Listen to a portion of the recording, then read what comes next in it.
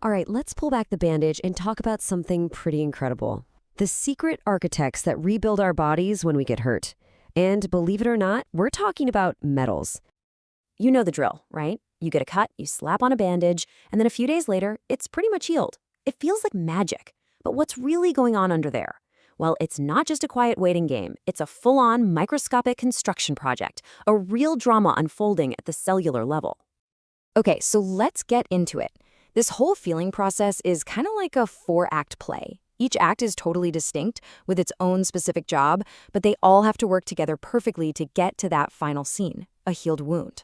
So Act 1, hemostasis. This is the emergency response. Your body slams on the brakes to stop the bleeding. Act 2, inflammation. This is when the cleanup crew and security team rush in to fight off germs. Act 3, proliferation. Now we're talking rebuilding, laying down new foundations. And finally, Act 4, remodeling, where all the final touches are made. And the wild part, metals. Metal ions are the unsung heroes directing the action in every single one of these stages. So now that we see the four main stages, let's meet the essential crew. Just like any major construction project, you've got a core team you just can't do without. And in wound healing, two metals are absolutely indispensable. They're the foundation of the whole operation.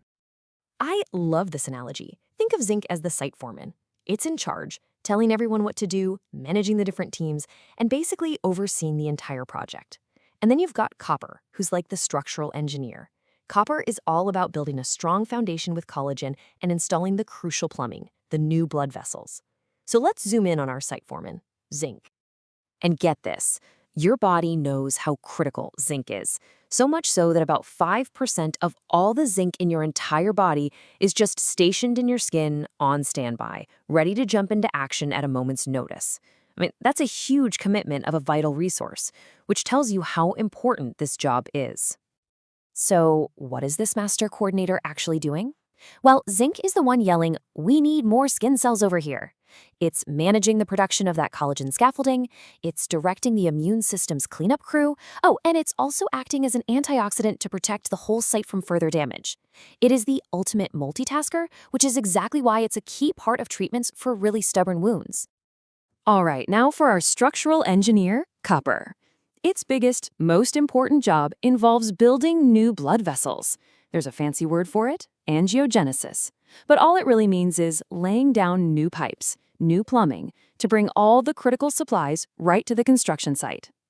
See, copper is all about strength and supply lines. It gets those new blood vessels growing to deliver fresh oxygen and nutrients. It's also absolutely essential for an enzyme that literally weaves the collagen fibers together, kind of like rebar in concrete, making the new tissue super strong. And here's a great bonus, it's also a powerful antimicrobial, helping to keep the work site clean.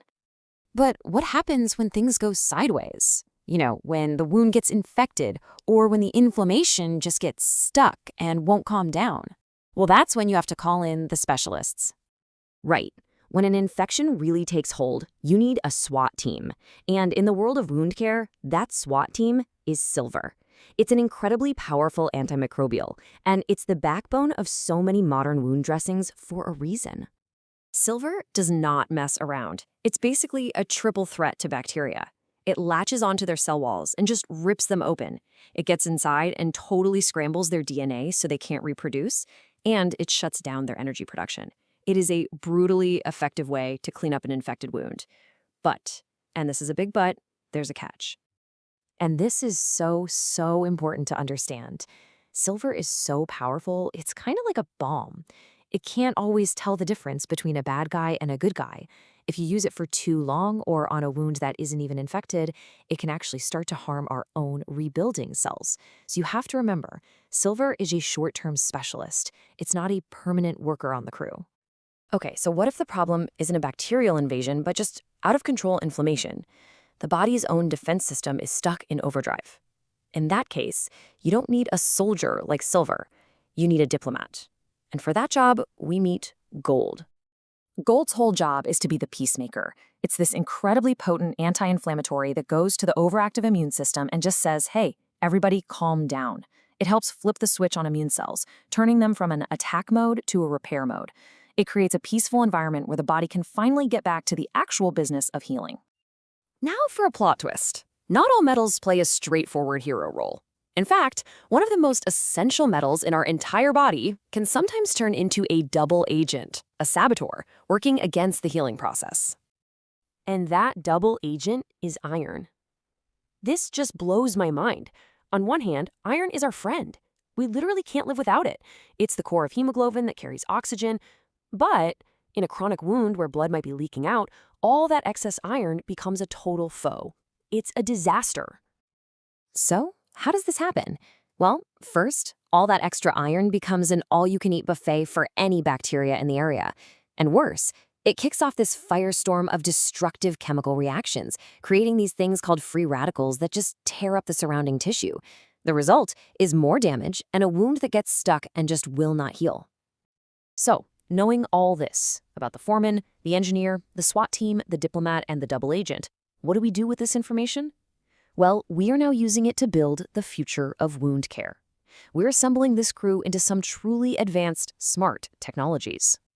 I mean, we're moving way beyond just a simple bandage. We're talking about tiny nanoparticles of silver or gold that can deliver the treatment right to where it's needed. We're talking about special foams and gels that can release these metals slowly, in a controlled way. There are even these smart cage-like structures that can release a metal only when the wound sends out a certain signal. It's incredible. And it all comes together in a thought process kind of like this. This is where the rubber meets the road, clinically. We're learning how to look at a wound, diagnose the specific problem, and then match it with the right metal for the job. Is it super infected? Okay, bring in silver or copper. Is it stuck in that inflammatory phase? Maybe gold is the answer. We're turning wound care from a one-size-fits-all approach into a really precise science. So what's the big takeaway here? The next time you put on a simple bandage, just take a second to think about the amazing crew of metallic architects that are working tirelessly underneath. And it makes you wonder, right? What if, in the future, that bandage isn't just a cover? What if it's the general contractor, actively thinking, diagnosing, and directing the entire project itself? That's the future we're heading for. Thanks for watching.